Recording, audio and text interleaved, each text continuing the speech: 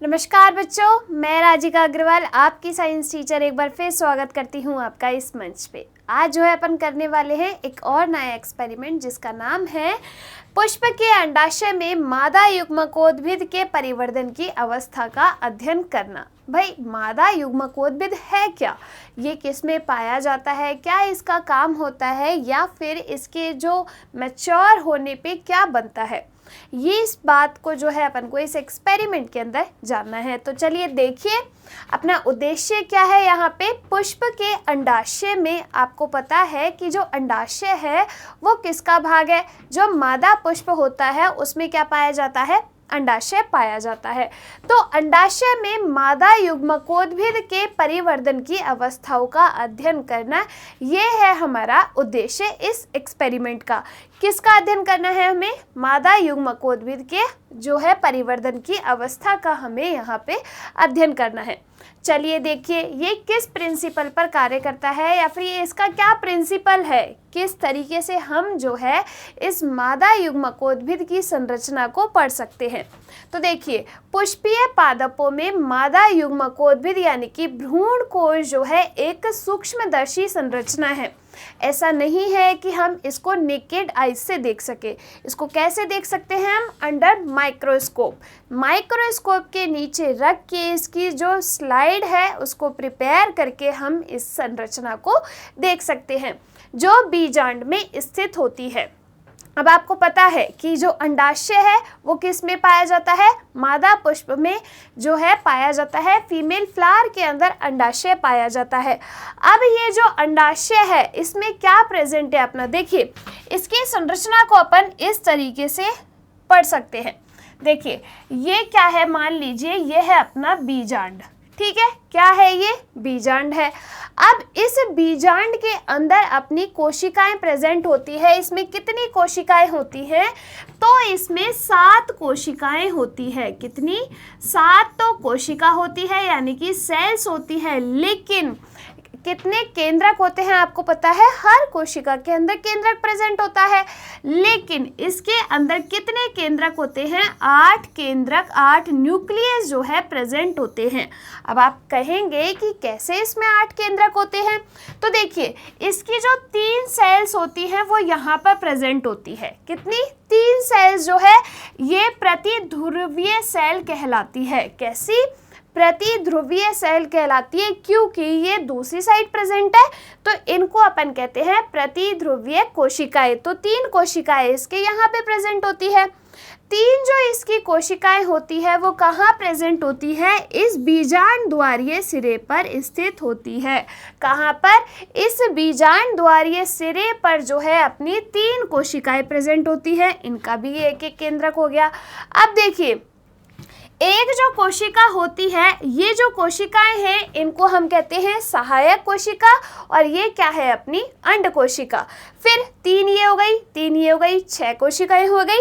बची एक 7 लास्ट कोशिका जो कि बीच में स्थित होती है। कैसे बीच में स्थित होती है, अब ये जो एक सेल है ये द्विध्रुवीय होती, अब ये जो एक कोशिका है ये द्विकेंद्रकीय होती है, यानी कि इसके अंदर 2 केंद्रक प्रेजेंट होते हैं। तो देखिए इसमें 2 केंद्रक हो गए तो एक सेल अपनी ये हो गई, तो टोटल कितनी सेल्स हो गई, 7 कोशिकाएं हो गई और 8 केंद्रक हो गए। ये जो कोशिकाएं हैं इन्हें अपन क्या कहते हैं, प्रतिध्रुवीय कोशिकाएं। ये क्या है अपनी ध्रुवीय कोशिका, और ये क्या है अपनी, ये सहायक कोशिका है, और ये है अपनी अंड कोशिका। तो जब भाई पराग नलिका आती है तो पराग नलिका के अंदर अपने 2 केंद्रक होते हैं। ये पराग नलिका जो है यहाँ से होते हुए कहाँ से प्रवेश करती है, इस बीजांड द्वारीय सिरे से अंदर प्रवेश करती है। आ गया समझ में। तो उसके अंदर जो है केंद्रक प्रेजेंट है, वो केंद्रक जाके एक तो अंड कोशिका से फर्टिलाइज करेगा अंड कोशिका को जाकर, तो यहाँ पे किसका निर्माण हो जाएगा, बीज का निर्माण हो जाएगा, एक युग्मनज का निर्माण हो जाएगा। दूसरा जो केंद्रक है वो कहाँ पर जाकर फर्टिलाइज करता है, यानी कि कहाँ पर जाकर जो है मिलता है, तो इस वाली जो कोशिका है ध्रुवीय कोशिका, वहाँ पर जाकर दूसरा केंद्रक इससे मिल जाता है। क्योंकि परागनलिका में आपको पता है कितने केंद्रक होते हैं, 2 केंद्रक होते हैं, 2 न्यूक्लियस होते हैं। तो इस तरीके से इस सिचुएशन को अपन क्या कहते हैं, त्रिसंलयन, क्योंकि यहाँ पे ऑलरेडी 2 केंद्रक है, एक केंद्रक परागनलिका से आया, तो इसको अपन कहते हैं त्रिसंलयन। आ गई भाई चीज समझ में। चलिए देखिए इसका प्रिंसिपल कि सामान्यतः एक बीजांड में एक मादा युग्मकोद्भिद होता है। अब देखो बीजांड जो है उससे किसका निर्माण होगा, इधर देखिए, जो बीजांड है, बीजांड जो है वो किसका निर्माण करेगा, बीजांड करेगा बीज का निर्माण, ठीक है।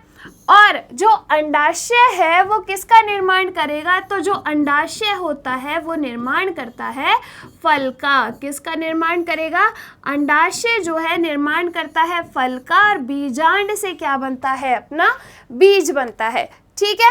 आ गई चीज समझ में। चलिए मादा युग्मकोद्भिद का परिवर्धन गुरु बीजाणु मात्र कोशिका से प्रारंभ होता है। अब ये मादा युग्मकोद्भिद जो बनता है वो कैसे बनता है, देखिए जो गुरु बीजाणु मात्र कोशिका होती है, मान लीजिए कि ये जो है अपनी क्या है, ये मान लीजिए कि आपकी एक क्या है, गुरु बीजाणु मात्र कोशिका है। अब इस गुरु बीजाणु मात्र कोशिका के अंदर क्या होगा, अर्धसूत्री विभाजन होगा। आपको पता है अर्धसूत्री विभाजन में एक कोशिका जो है दुगने नंबर्स में क्या हो जाती है, डिवाइड हो जाती है, यानी कि एक जो कोशिका है वो 2 नई सेल्स का निर्माण करेगी, 2 पुत्री कोशिकाओं का निर्माण करेगी। तो इसमें मान लीजिए ये बन गई इसकी 2 डॉटर सेल्स, ठीक है।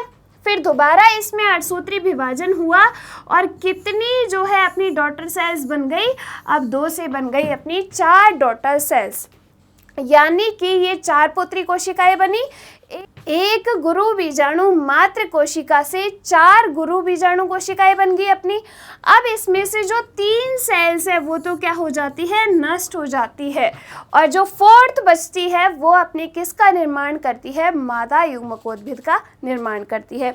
चलिए देखिए इधर एक बार, अर्धसूत्री विभाजन द्वारा विभाजित होकर 4 गुरु बीजाणु बनाती है।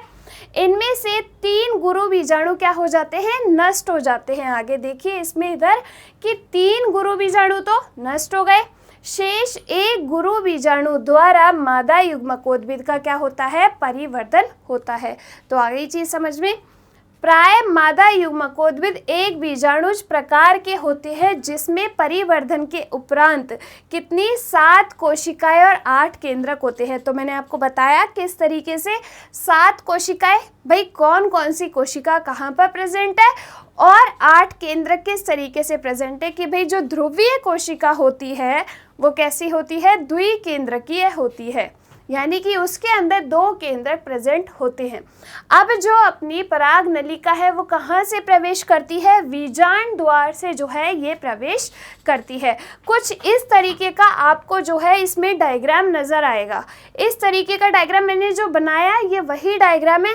इसमें जो है आपको अलग अलग नहीं दिख पा रहा है, लेबलिंग हो रही है, लेकिन ये वही डायग्राम है जो मैंने आपको अभी बना के दिखाया है, ठीक है। तो ये क्या है, अपना बीजांड द्वारीय सिरा है। तो जो पराग नलिका आएगी इस बीजांड द्वारीय सिरे से क्या है, यहाँ पर प्रवेश करेगी। यहाँ पे क्या है, अपनी अंड कोशिका है, उसको जाके तो उसका जो न्यूक्लियस है यानी कि अपना जो नर युग्मक है वो किसको जाके क्या कर देगा, फर्टिलाइज कर देगा, ठीक है। इसको जाके फर्टिलाइज कर देगा अंड कोशिका को, और जो दूसरा नर युग्मक होता है वो नर युग्मक किस से जाके मिलेगा, अपनी जो ध्रुवीय कोशिका है उससे जाकर मिलेगा। आ गई चीज समझ में। चलिए आगे बढ़ते हैं। तो देखिए इधर इसमें 7 कोशिकाएं और 8 केंद्रक प्रेजेंट होते हैं। अब इसके लिए अपन को किस किस चीज़ की रिक्वायरमेंट होगी, तो अंडाशय के लंबवत काट की स्थायी स्लाइड, मादा युग्मकोद्भिद के परिवर्धन की विभिन्न अवस्थाओं के चार्ट व सूक्ष्मदर्शी। भाई इसकी जो ऑलरेडी प्रिपेयर्ड परमानेंट स्लाइड है अपन वो लेंगे और उसमें जो है इन चीज़ों को अपन जो है स्टडी करेंगे, माइक्रोस्कोप के नीचे उस स्लाइड को रखेंगे और देखेंगे कि उसमें कौन कौन सी स्ट्रक्चर अपने को नज़र आती है। चलिए आगे बढ़ते हैं। इसकी विधि क्या है कि सामान्यतः अंडाशय की लंबवत काट में बहुत से बीजांड दिखाई देते हैं। हम प्रत्येक बीजांड का ध्यानपूर्वक अवलोकन करेंगे।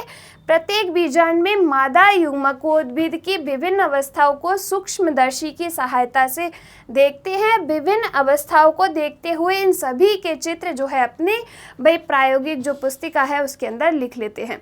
तो आपको बताया गया है कि किस तरीके से आपको जो कोशिकाएं हैं और जो केंद्रक है वो नज़र आएंगे। उसके भाई कौन कौन से पार्ट को अपन ने क्या नाम दिया, ये चीज़ समझ में आ गई। चलिए देखिए, प्रेक्षण यानी कि ऑब्जर्वेशन क्या रहेगी अपनी इसमें कि विभिन्न बीजांडों में अध्यावरणों की संख्या का अवलोकन कर लेंगे। भाई कितने जो है उसमें अध्यावरण पाए जाते हैं, यानी कि कितने जो है उसकी लेयर हैं वो देखेंगे। अगर अध्यावरण 2 है तो द्वि अध्यावरणीय बीजांड, और यदि एक अध्यावरण है तो एक अध्यावरणीय बीजांड उसको अपन कहेंगे। भ्रूण कोश की बीजांड द्वार से दूरी को नोट करते हैं। भ्रूण कोश में प्रतिध्रुवीय कोशिकाएं, ध्रुवीय केंद्रक, सहायक कोशिका और अंड कोशिका आदि का अवलोकन कर उनका नामांकन करते हैं। तो किस तरीके से आपको डायग्राम बनाना है ये चीज़ समझ में आ गई।